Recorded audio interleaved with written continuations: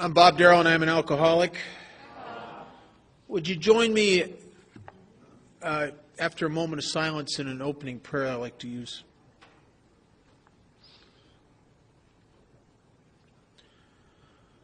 Lord, help me to set aside everything I think I know about you, everything I think I know about myself, everything I think I know about others, and everything I think I know about my own recovery, for a new experience in you, Lord, a new experience in myself, a new experience in my fellows, and a much-needed new experience in my own recovery. Amen.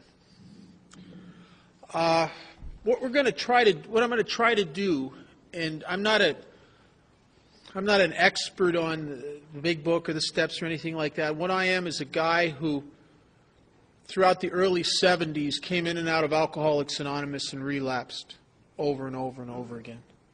And I tried to stay sober on the fellowship. And I couldn't understand what was wrong, why I kept going back to it, until I eventually, in 1978, came into Alcoholics Anonymous the last time, and I had some people that were put in my path that showed me how to put the process in this book into my life. And like everything in Alcoholics Anonymous, I am just basically going to share with you my experience with that. And I hope that it might be useful. On page 20 of the book, there's a little paragraph that I belong to a home group in Las Vegas. It's called the Specific Group, and a lot of people think the group is named after a group in California, and it's not. The group is named after a passage that I'm going to read on page 20 that really is our purpose, and we read it at the beginning of every meeting, and it's what we're going to try to do this weekend. It says, "You may already have asked yourself why it is that all of us became so very ill from drinking. Doubtless, you're curious to discover how and why, in the face of expert opinion to the contrary, that we have recovered from a hopeless condition of mind and body. If you're an alcoholic who wants to get over it, you may be already asking, what do I have to do? It is the purpose of this book to answer such questions specifically." And that's really what my experience has been with this process in the big book is that I learned that I had the spiritual malady and physical allergy of alcoholism. The big book defines the problem. Matter of fact, it spends probably 2/3 of the working text on defining the problem. And then it tells you what the solution is, and then very specifically, not off the wall like you see in the meetings, but specifically gives you blow-by-blow directions on how to implement that solution into your life. And what I want to try to share with you is my experience with that and how much it's changed my life.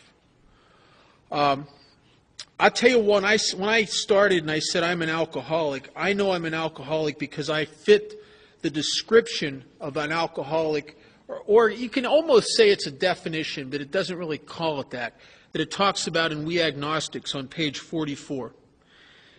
The book says if two things are present in you, you're the alcoholic that this book was written for. You're the guy that this was written for. And it said, at the fourth line down on page 44, it says, if, when you honestly want to, you find you cannot quit entirely, or if when drinking you have little control over the amount you take, you're probably alcoholic. I'm both of those things. You know, the thing about when you honestly want to, like really sincerely, this time I mean it, unlike the other 30 times I thought I meant it. This time I really, really mean it. And it says quit entirely. What do they mean by entirely? I mean, they don't really mean entirely. I mean, I quit drinking for long periods of time to keep me properly medicated. But what I can't do is I can't stop doing everything. I'm like Dr. Bob. If you read Dr. Bob's story, Dr. Bob was able to stay away from alcohol for sustained periods of time with sedatives and medications. Matter of fact, in his own story, he said that he used those every day of his life for, I think it was 17 years, in order to function so he could still go to work. Because every time, he was just like me, every time he started, he couldn't stop. And that's the second thing it says. Or if when you not only when you honestly want to, you cannot quit entirely, or if when drinking you have little control over the amount you take. And that was always true for me. There was something about me from the very first time I started drinking as 12 years old that I seemed to have an inability to shut it down when I should. I always went too far. And it said I had both of those things. I'm not only powerless over alcohol once I start drinking, but I'm powerless to stay stopped once I've been stopped. It's a double deal. There are types of drinkers that I think there are two different types of alcoholics. There's acute alcoholism and chronic alcoholism. The book of Alcoholics Anonymous in AA was designed for chronic alcoholics. But there's an acute alcoholic, and I grew up with guys like that. And they're people who, because of their alcohol consumption, they drink so much, so heavily for so long that they become debilitated as a result of their massive alcohol consumption. And they are powerless over alcohol while they are drinking. Once they're in the process of drinking, they always go too far. They're bad like that. But their powerlessness ends where the bottle ends. Once they've been detoxed, their alcoholism goes away. And once they make up their mind that they'll never drink again, they just do. They just don't drink no more. I grew up with guys like that. But I'm the guy that when I honestly want to, I can't quit entirely. And I've said to myself, anybody in here besides me ever said to yourself, this time I'm never going to touch that stuff again? Right? Okay. Then of all the people that have said that, how many of you have touched it again? Right? Yeah, right. Okay. I'm that guy. I'm that guy. Don't mean to be, but I'm that guy. And we're gonna get into a little bit about why this thing is like that. Dr. Silkworth, I think Alcoholics Anonymous owes Silky a tremendous debt. He really, I don't think we would be here without him, without his input to Bill Wilson about the disease of alcoholism. In the doctor's opinion, on page XXVII, in the 4th edition, I think it's a different page in the 3rd, I'm not sure, but it's at the top of the page where it says, we believe.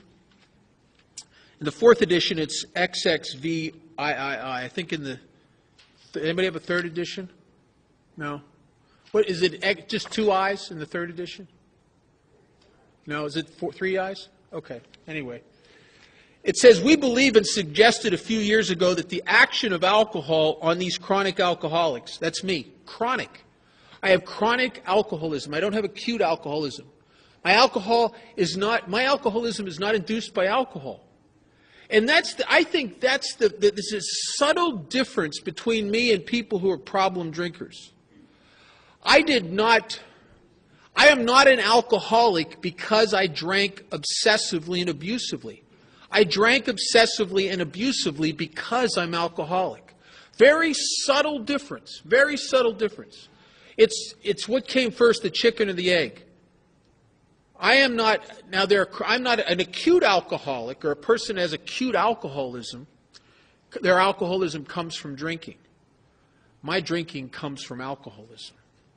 I'm the guy that when I was 15 years old, if you would have transplanted me to another planet where there was no alcohol, I'd have found some fungus or something. You know what I mean? Right? I'd been grinding rocks up and stuff. I've been finding some kind of alcohol there. You know what I'm saying? Right? That's because I got alcoholism. I'd have found it. These chronic alcoholics, the action of alcohol on chronic alcoholics is a manifestation of an allergy. And Silkworth talks about something, unlike other allergies, like if you have an allergy to strawberries and you eat strawberries, you break out in hives.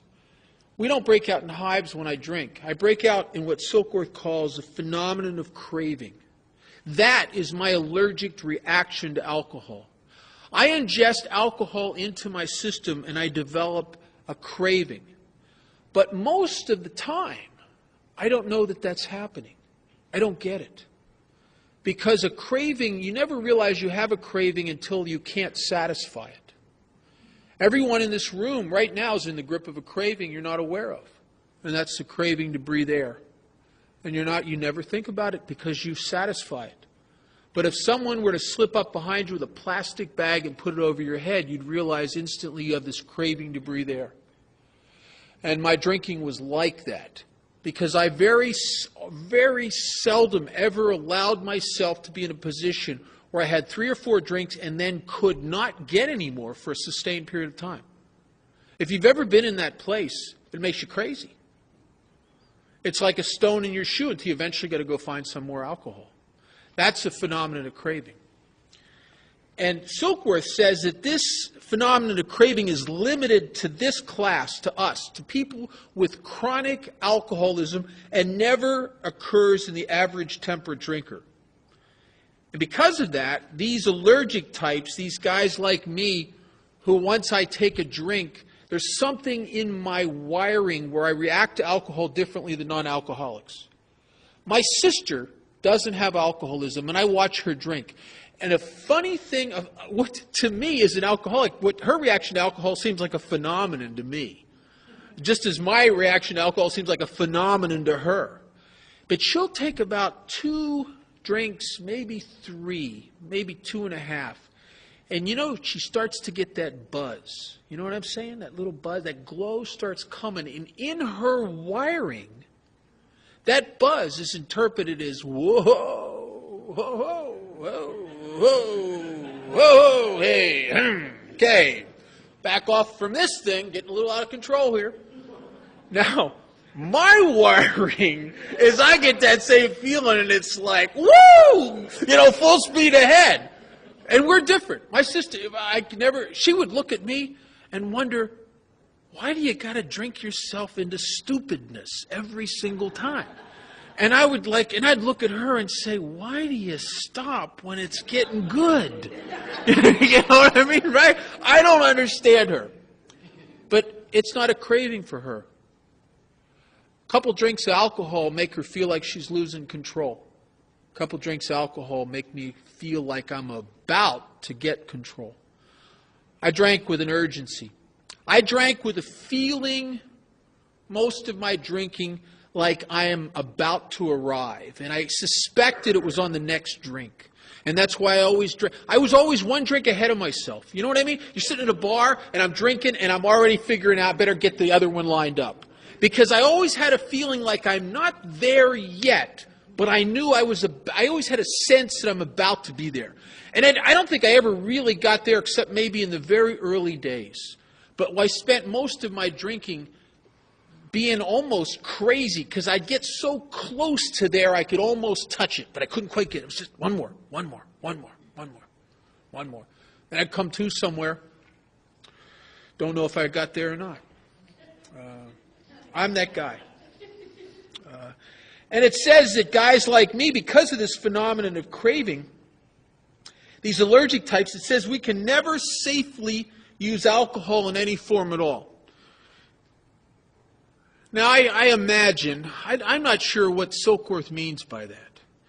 Earlier in this chapter, he talks about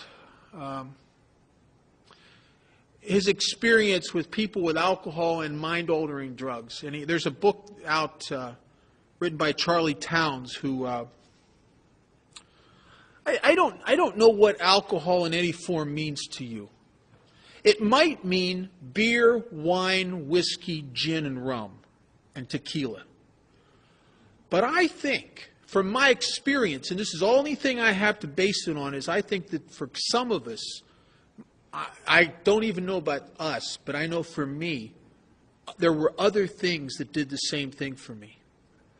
I think I was allergic not only to certain beverages, I'm allergic to certain pills. I can take vitamin C and aspirin all day long, never get weird. You give me a Valium, and I'm going to end up watching a donkey act in Tijuana before the week's over. You know, I'm going to be somewhere crazy because it sets something off in me.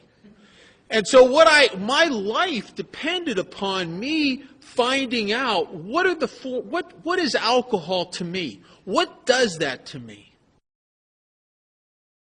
Off of me and my emotions off of me. When anything that'll do that for me, I've discovered that I have an allergic reaction to it, and I never ever really get a feeling of getting enough.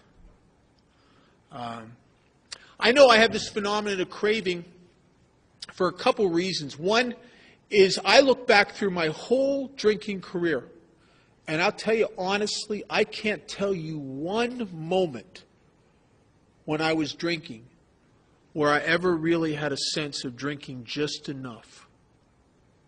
I have never had the experience of being at a bar drinking for an hour or two, or at a party and have the bartender come by and say, "Bob, would you like another drink?" I have never known the experience of sitting there and thinking to myself, this is just right. I've never been there. It's always more, more, more, more, more. You see, if that wasn't true, if I could get to just right, then I would have been able to shut it down without going too far. But when you can never get just right, you always go too far because there's never enough. And that was my experience through my whole drinking. The bottom of the page, XXVII, Silkworth talks about the other aspect of alcoholism from alcoholics with chronic alcoholism. If all there was to alcoholism was the phenomenon of craving, then Nancy Reagan, when she said that deal, just say no, would have worked for people like me. But what is it about me that after 3 or 4 treatment centers, after getting arrested, after getting it, that this is destroying me and making up my mind, this time I mean it, I'm never going to touch that stuff. What is it about me that draws me back to that in spite of overwhelming information that to drink again is a very bad idea for me? Silkworth touches on it, this insanity, this sickness of heart that we have at the bottom of this page. And he says, men and women drink essentially because they like the effect produced by alcohol. And I think that's probably true for everybody. The difference between me and non-alcoholics is not only do I like the effect, there's something inside me that yearns for the effect, that needs the effect, secretly needs the effect. This sensation is so elusive that while they admit it is injurious, they cannot after a time differentiate the true from the false.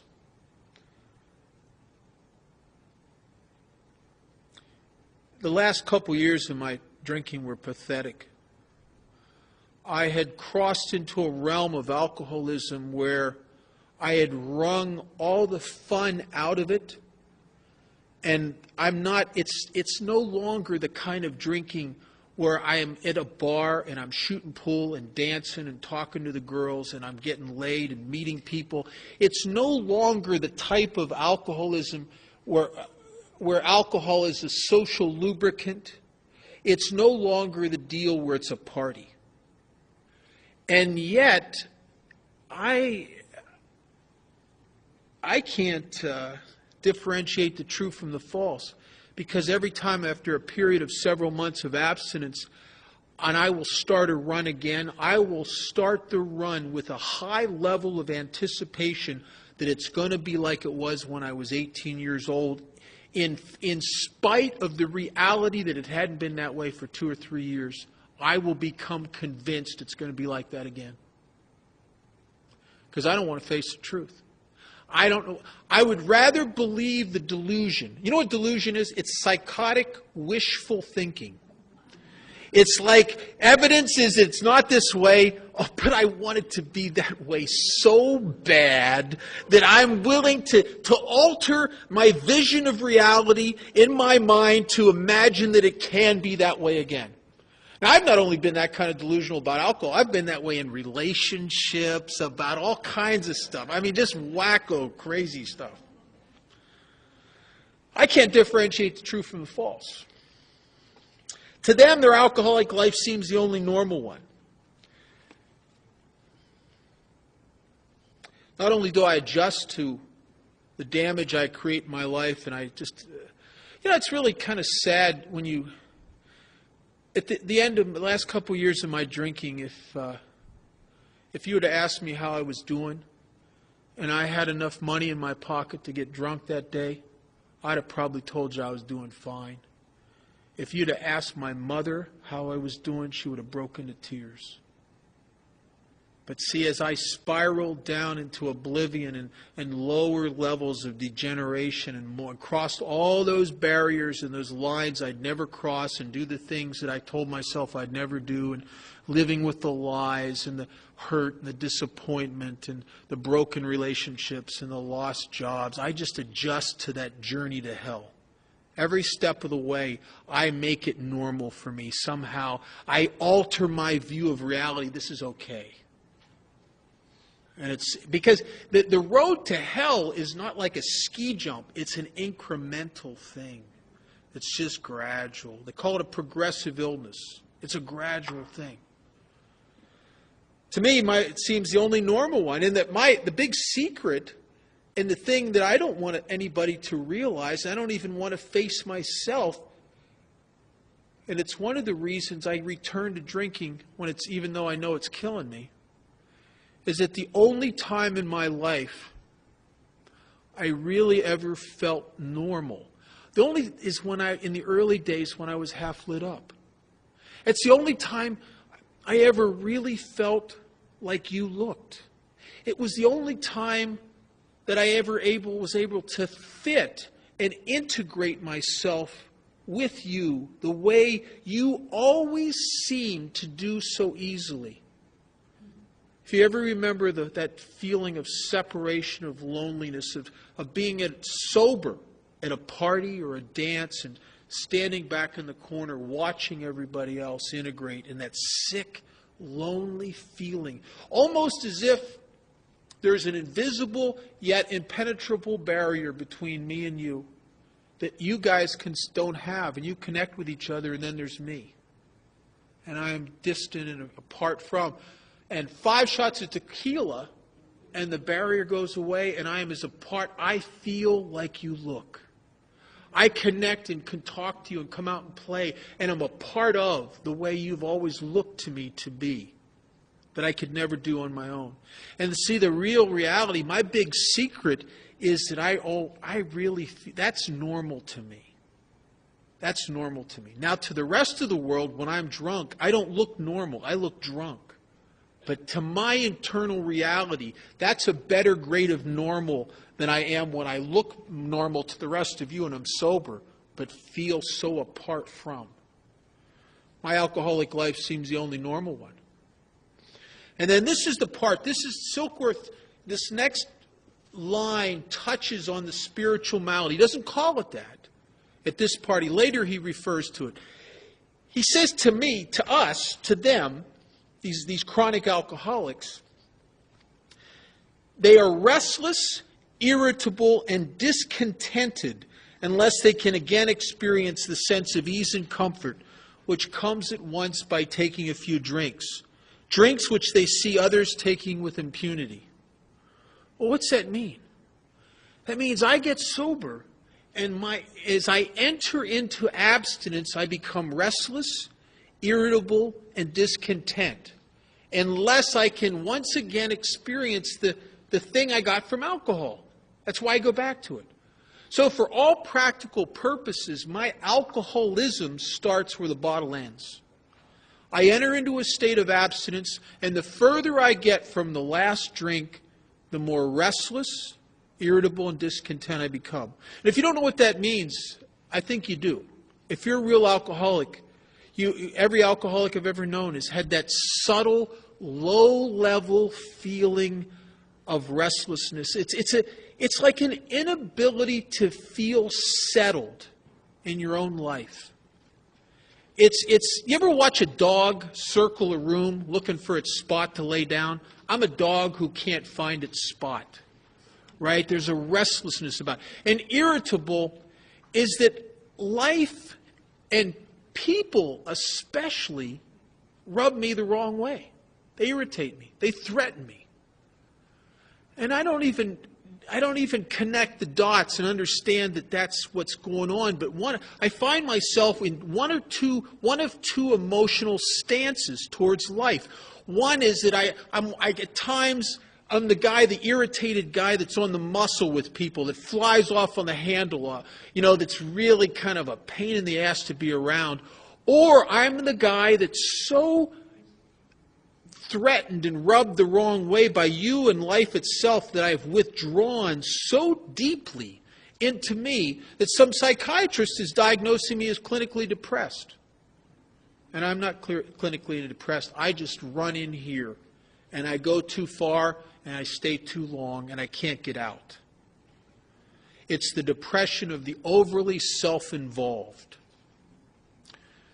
And I'm that guy. And then the last thing, it says discontent.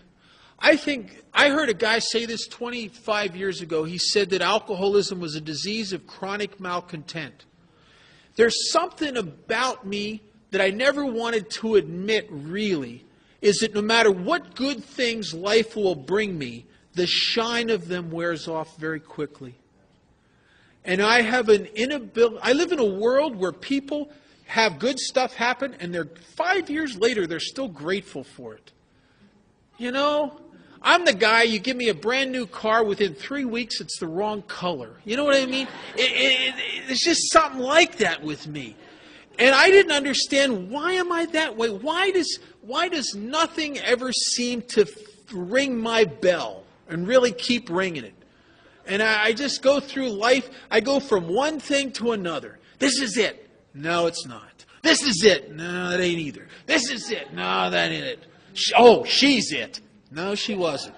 This job is it. No, it wasn't it. And it's just, I just go like that. It's just from one thing to another, and it always appears like, oh, yeah, no. Right? It's my whole life's like that. The disillusionment, the high hopes, and then it's like awful. And I'm this chronic malcontent. And I'll tell you what I think it is.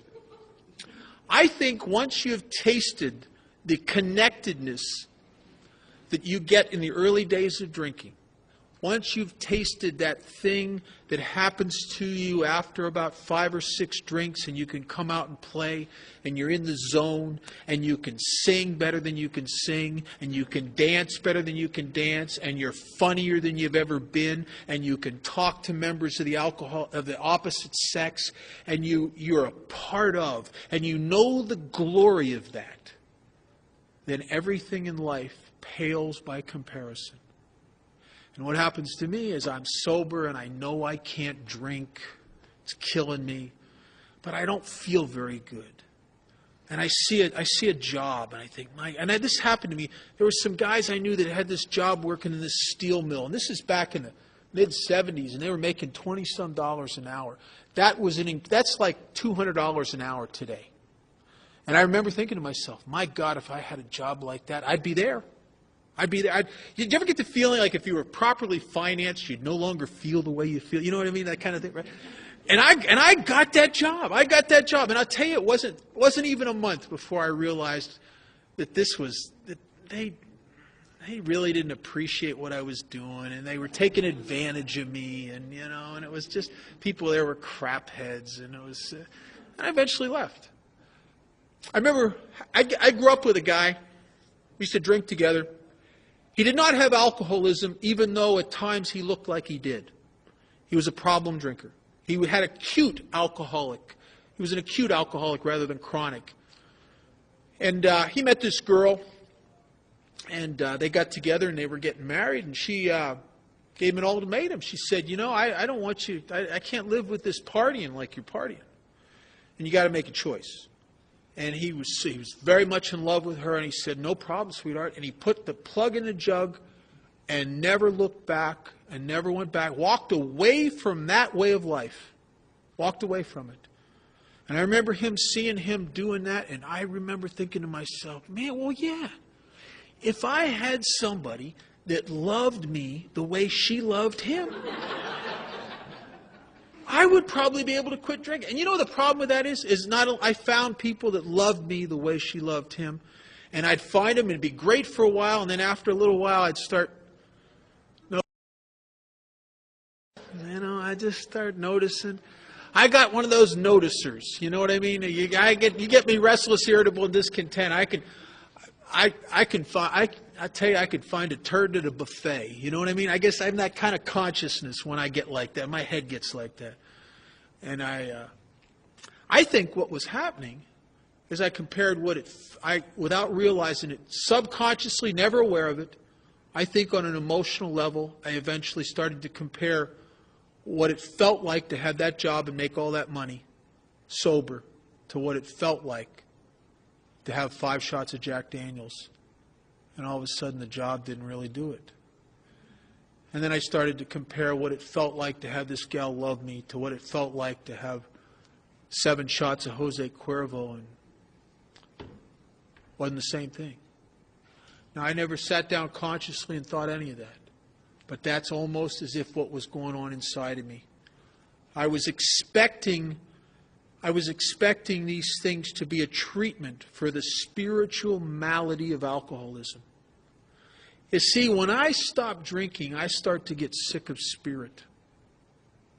And that's not really a religious thing.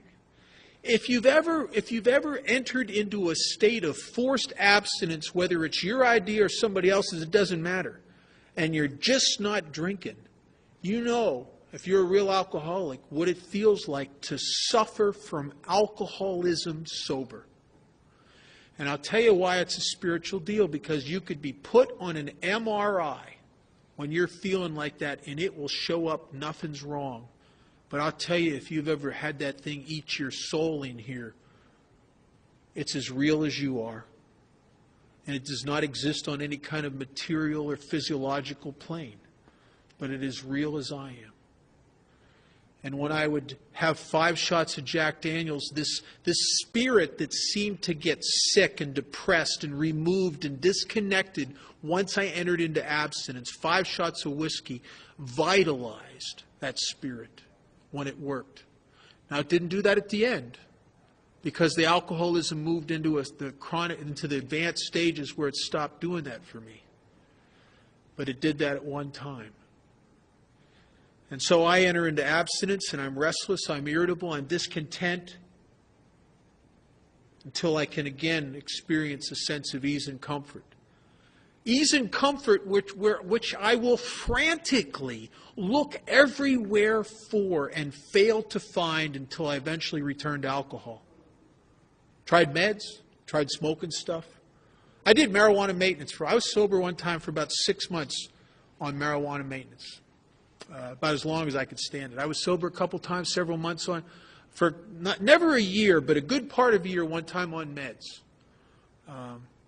But the thing is, I really hunger for a higher level of relief from my spirit than I was getting in marijuana, than I was getting in the medication. And so all it did for me was start a slow burn inside of me that eventually made me yearn for the next level up, right? I'm the kind of guy, you give me a little bit of relief from the way I feel sober. I don't know about you guys, has a little bit of relief ever been enough for you? Really? I mean, you know what I mean? A little bit? It's still, don't tease me. I mean, you're just teasing me. You might pacify me for a period of 7, 8, 10 months, but eventually, now you've opened the door, I know there's more relief there. You've reminded me. And you've teased me, and eventually I just go for it. I just can't help it. Because I got chronic alcoholism. I get a disease that starts where the bottle ends. And I start to become sick of spirit. Page 30, more about alcoholism.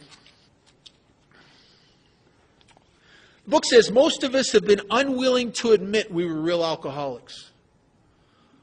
I tell you, I don't know why I didn't want to be an alcoholic, but I went to incredible lengths to not be an alcoholic. I thought I was willing to be a drug addict. I was willing to be a mental patient. I was willing to have grave emotional problems. I was willing to be a relationship addict. I was willing to be anything except an alcoholic. But I don't want to be an alcoholic because then the gig's up, then I got to quit drinking. I mean, that's not right. I don't want to I don't want to be an alcoholic. I don't want to be an alcoholic. Because alcoholism is irreparable. I want to be something that I can kind of get over.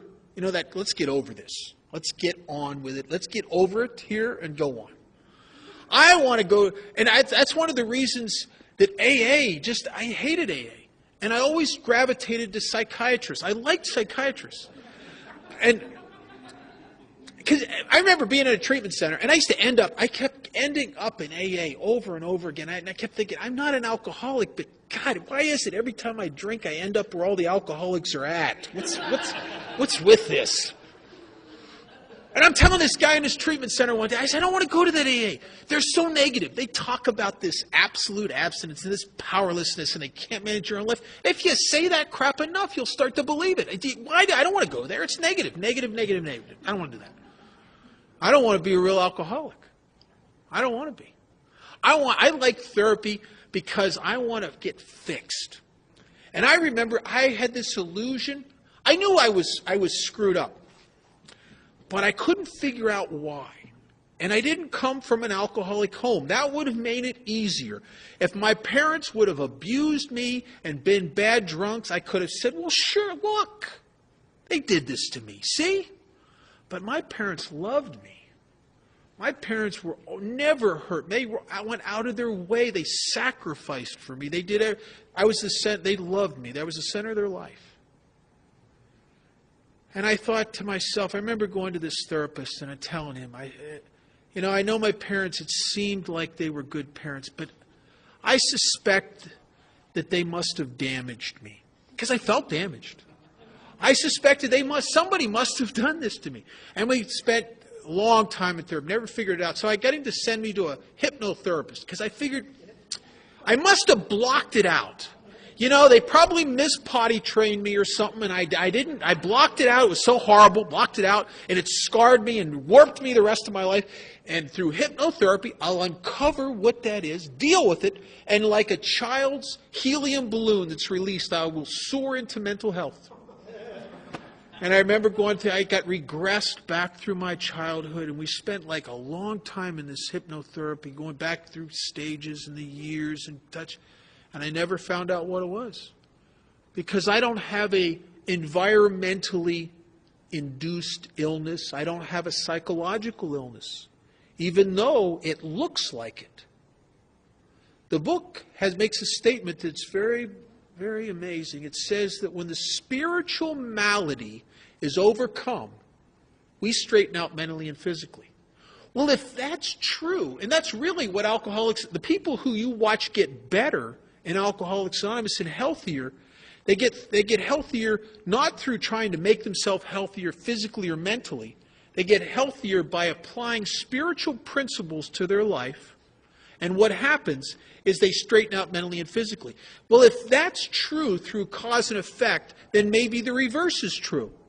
Maybe I got crazy and looked like a nutcase because I was so sick of spirit that it was like a stone in my shoe that my head just spun on, trying to figure out and control.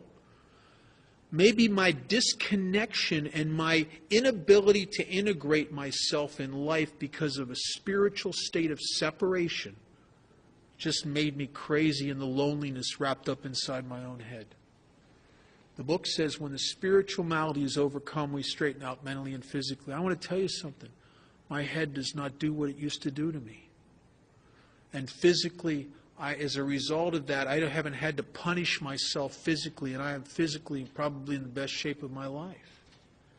And I'm mentally probably in the best shape of my life, if you don't leave me alone for too long. That's why I'm an everyday member of AA, got a sponsor, and I sponsor guys. Because I could kind of drift back to, it's not that I get sick. You know what happens when I get sick? I'm not sick, but you look sick to me. You know what I mean? When I'm getting spiritually sick, it looks like to me you're getting ill. And I have this urgency to straighten you out. And that's a lonely business when you get like that. It's a lonely, lonely business. No person likes to think he is bodily and mentally different from his fellows. I will always be that way. I'll never overcome that. Therefore, it is not surprising that our drinking careers have been characterized by countless vain attempts to prove we could drink like other people. The idea that somehow, someday, he will control and enjoy his drinking is the great obsession of every abnormal drinker. The persistence of this illusion is astonishing. Many pursue it into the gates of insanity or death. The book talks about 3 illusions or delusions in alcoholism. This is not denial. This is more hideous than denial. Denial is like, I stole your wallet. You asked me if I've seen your wallet, and I got it in my pocket. I know I got it, and I lied to you. I deny that I got your wallet. This is not denial. This is like, I got your wallet, and I don't even believe I got your wallet. Right? I'm like, what? And then, what is it? That I can control and enjoy my drinking. What's that mean? It means that I'm going to be able to get back to the good old days, in spite of the fact that I haven't been able to do that. And that I'm going to be able to jumpstart the party and get back to those days when it was glorious. Get back to those days where you're walked into a bar and you can't talk to anybody and you're depressed and your head's spinning and you can't get your own life off of you, and you have 5 shots of Jose Cuervo and you come out and play. 7 shots and you look around the bar and realize, I love all these people. Right? I love you, man. Did you ever get? I remember being at this bar they used to go to. This bar was like sacred ground for me because I could walk in there so sick, and after a little period of time of drinking, just feel so a part of. And I remember feeling so connected in love with the people in there, it would almost bring tears to my eyes. You know, just like, oh, when you've been as lonely and as isolated as I had been, to all of a sudden be a part of like that is a tremendous thing. Tremendous thing. And that I have the illusion that I'm going to enjoy it like that one more time. In spite of overwhelming evidence that the last couple years I drank, it's not like that anymore. It's not that party. And it says to control it. I've never been so deluded to imagine when I went on a run after a period of several months of abstinence that I'm not going to pay a price. I always knew that. I always knew that there was a price to be paid. My delusion is that I have enough control to keep the price down to something I can live with. Right? That's the delusion. That's a delusion that my one friend had, that I heard of, my one friend who told me about a guy that he sponsored who went on his last run. He was sober about 2 years. And he woke up in jail, and this is a guy that was a bookkeeper. I mean, he was like a real milquetoast guy that never got in trouble, and he came to in jail, and in a blackout, he had shot and killed his wife and kids and tried to kill himself, and they took the gun away from him. And it was the great, oops, maybe I can't control it as much as I thought I could. See, when I would drink, as the disease progressed in me, what happened is 2 things that were hideous. One thing is the disease progressed, my ability to have fun and reap ease and comfort and be connected and have a party and come out and play got less and less and less. And at the same time, the problems got more and more and more. And it was almost as if over the years, as I drank, some hideous force was changing things. In the very beginning, when I would start drinking, it was like spinning a roulette wheel. And I'd go on a run, and on that roulette wheel there'd be drag racing, dancing, and getting laid, and jam sessions, and singing a cappella music with the guys. There'd be a little bit of throwing up occasionally, a little bit of getting in trouble once in a while. But for the most part, it would come up, that roulette wheel would come up good stuff. And this hideous force that's part of the progression of the disease, it was like snuck in there and started changing crap on that wheel. And putting up more wet pants, blackouts, going to jail, getting physically sick, crying jags, broken noses, fights, until the very end, I'm spinning that wheel thinking frantically, there's got to be a party in here somewhere. I know there's got to be. Right? If I could make it come up party 50% of the time, and I could keep the damage down to something that's a price to pay, but something I can live with, I'll tell you something, I'd still be drinking. I'd have never got sober. I did not get sober because I came to my senses one day and realized this is something I really should do. A guy with more mental health than me maybe could have done that, not me. I had to take it to 3 years past the point where it's fun anymore, and my life is, the price I'm paying is hideous. And I go on a run, I don't know what's going to happen.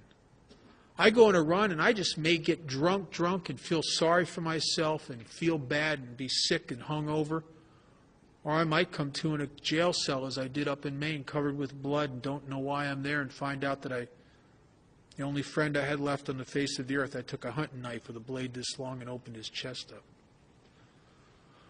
Or I just might get a DUI, or I don't know what's going to happen. I never knew. A lot of times it would be kind of, you'd sneak by.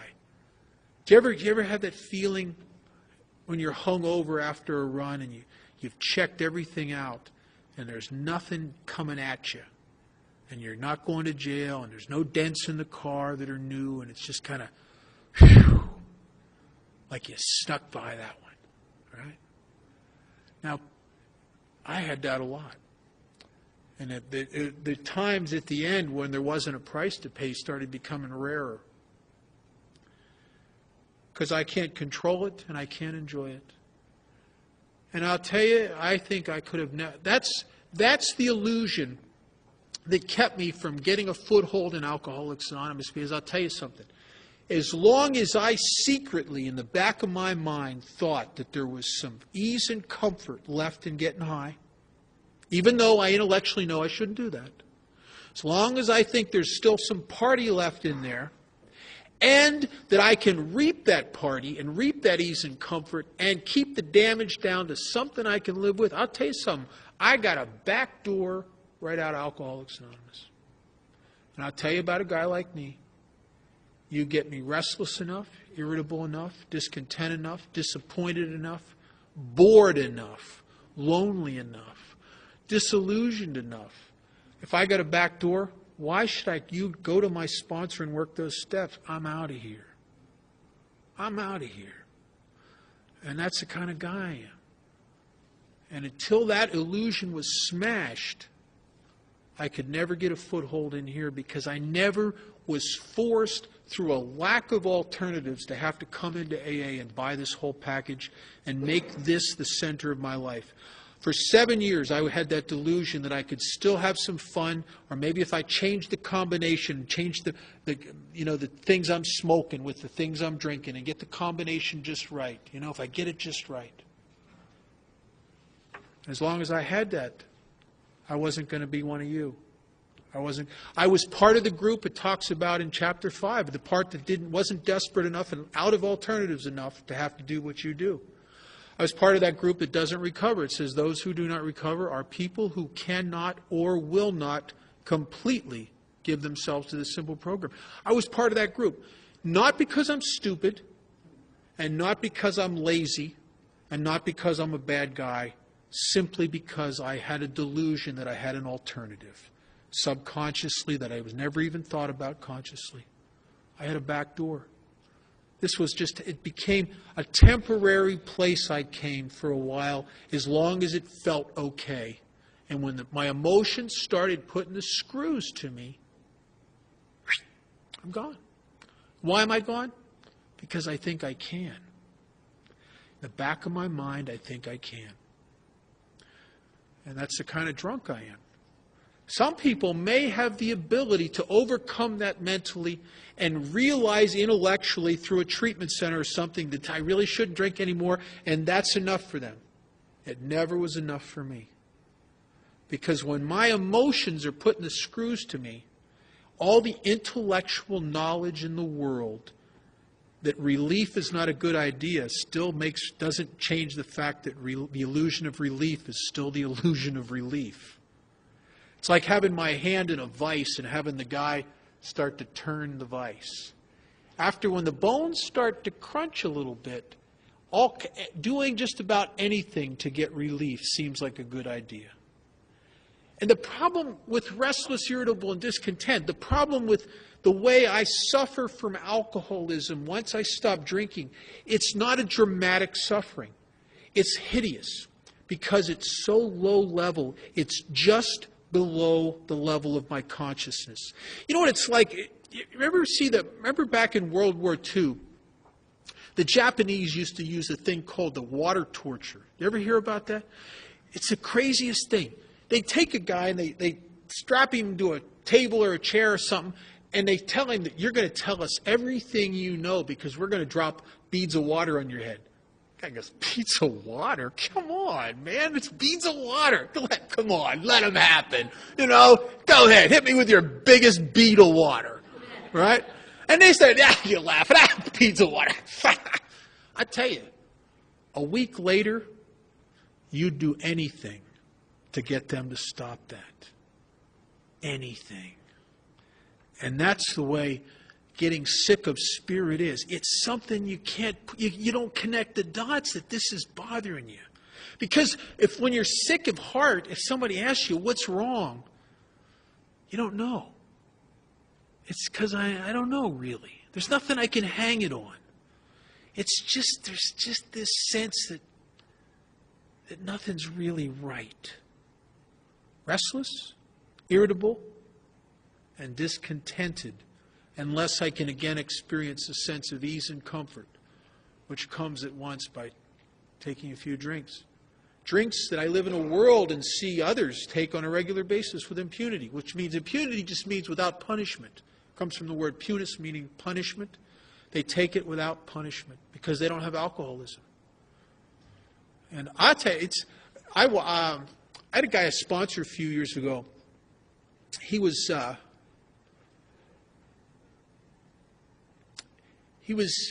a roommate, and his roommate started to drink again. And he asked me, he said, what should I ask him to leave? What should I do? And I said, how are they drinking? And he said, it's the funniest thing. They're having a good time, and they're getting away from it. They're getting away with it. They're not paying any price. They're able to control it. I said, you'd be better off exposed to somebody that was falling down and breaking their nose. Because you'll look at him, and this guy was new in sobriety. You'll look at him, and you'll start to think, maybe I could do that. Maybe I could do that. Dangerous stuff. Control and enjoy my drinking. We learned that we had to fully concede to our innermost selves that we were alcoholics. This is the first step in recovery. I know in Chapter 5 and in every wall, in every meeting hall in the country, it has the 12 steps, and it says in Step 1 and all that, it says, we admitted we were powerless over alcohol, that our lives had become unmanageable. But here it says it a little different. And this means more to me. It says we had to fully concede to our innermost selves that we were alcoholics. This is the first step in recovery. I'll tell you why that means more to me. You put me in a treatment center and you let me watch the doctors talk about alcoholism and the Father Martin movies and the lectures and all that, and intellectually I'll get it and I'll admit that I'm an alcoholic. No problem. I'll admit that I'm powerless over alcohol. Yeah, I can see the physics, can see how the acetylene and all that stuff reacts in me. Sure, I get it. Yeah. But there's a big difference between admitting something and seeing it intellectually and getting it in your innermost self. Big difference. There was an old friend of mine who used to say, the greatest journey is from the head to the heart, in the innermost self. And see, until I got it down in here, it was just all thinking stuff. It didn't have any impact on me. It didn't force me to come here. You know how you can tell whether you got it in your head or you got it in your innermost self? Watch your feet. Look at your feet. I'll tell you what my experience is with people who really get step one in their innermost self. They will act like hopeless, desperate, frantic people looking for an answer. They will go to 10 or 15 meetings a week. They will get a sponsor. They will call that sponsor. They will be trying to figure out or get help to work those steps. They will do whatever it takes because they get it, that they're dying. People who get it up here but don't get it in here secretly believe in here that they can control and enjoy it, that it's really not a hopeless condition of mind and body, that they're really not all that powerless. Will act that way. And they'll come to meetings, and because they get it, I should probably go to these meetings. Sort of like a little social support here. The AA to them is like the sober elks. You know what I mean? It's like, it's not a life and death matter. But I tell you what happens to a guy like me who came here like that, and that's how I came to AA. After 7 years of relapsing, after getting to a place where I can't stand it anymore, and I'm standing on a bridge with a bottle of Richard's Wild Irish Rose, trying to get up enough courage to take my life, and failing because I'm a coward, and ending up in Alcoholics Anonymous one more time, I started acting in AA with a desperation that I only ever acted like that is when I really, really needed a drink and I was trying to figure out a way to get one. And I started approaching Alcoholics Anonymous the way I approached alcohol when I really, really needed a drink. And my life started to change. And I didn't know that I got out of the group that refused to completely give themselves to this simple program because I had a back door out of AA. And all of a sudden, I was in the group that was. I was the frantic. I'd become, as the book says, we are alcoholics of the hopeless variety. Down in my innermost self, I got it. I was dying. I'm hopeless. I have failed. I tried everything. And I started acting like someone who was hopeless. Desperately, frantically seeking hope. And then this next line is what I think takes a lot of people out of here after they're sober 10 years or 5 years or 3 years. I become a student of relapse. And I'll tell you why. I think in order to stay here, you have to know how to leave here. So I watch people who leave here, and I watch them real close, and I try to figure out what they're doing, because I believe that if I have the same disease that you have, what could happen to you could happen to me. So if you end up dying of alcoholism or blowing your brains out with 20 years of sobriety or doing any of that stuff or getting on pills and getting strung out or whatever it is, I want to know what you're doing so I can go down a different road. Because I believe that if I have what you have and I go down the road you went down, I will probably experience what you experienced and probably react to it the way you reacted to it.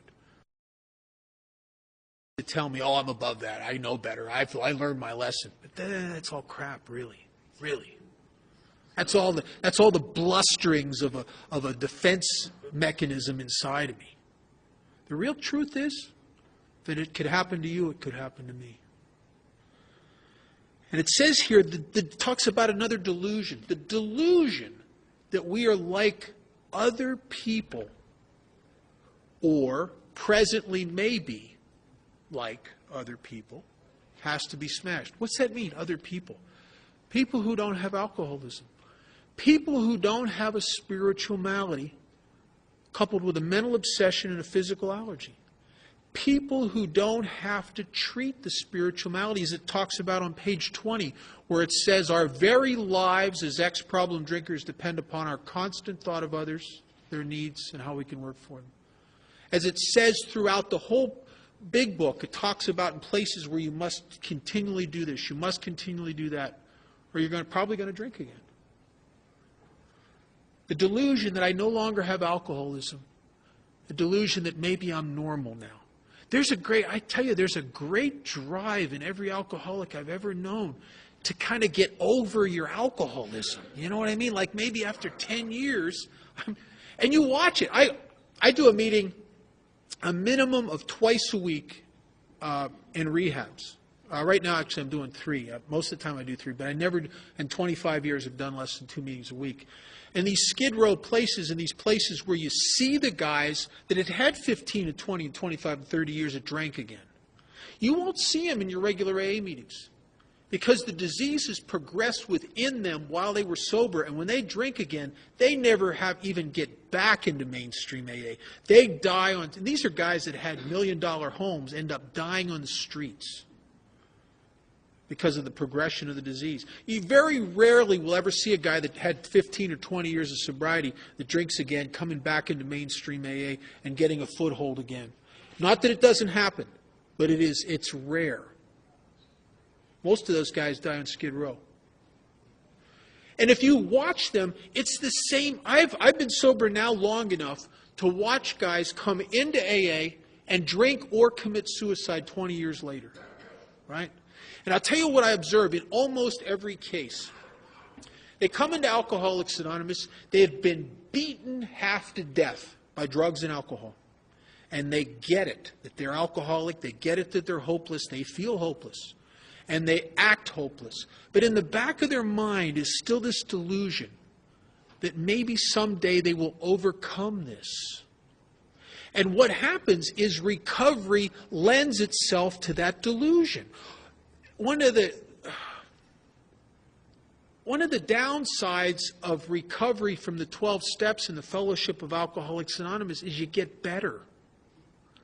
And that's the downside of it, because as I get better and I get financially successful and my relationships with people are better and I get self-esteem and I integrate myself into the community and my life is really good and I am not thinking about drinking and haven't thought about it in decades, it's easy with $500,000 in the bank and a big house and community support and respect and family and all the good stuff in life, it's easy to get deluded into a false sense of okayness. Almost as if you were to be honest with yourself, you'd kind of say, boy, you know, I don't feel alcoholic like I used to.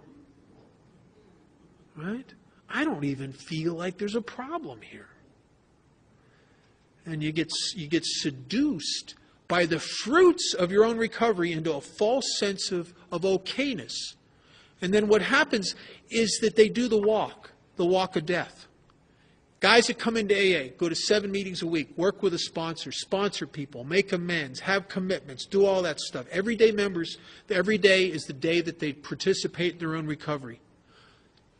5 years later, with a thriving business, making 6 figures a year and a house and a wife and kids, now they're about half as active as they were in the beginning.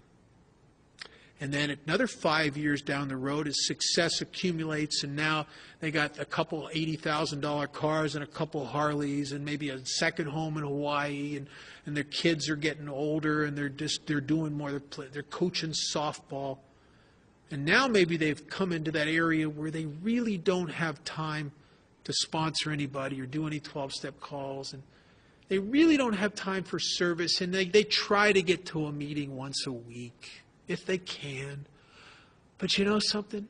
If they can't, they have that false sense of, that's all right, I feel fine.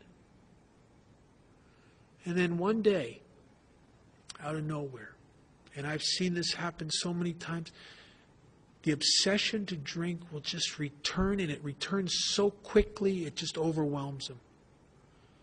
And the funny thing is, you ask these guys that have taken the walk of diminishing amounts of involvement, and the walk really, their feet speak louder than their words or their thoughts or their feelings.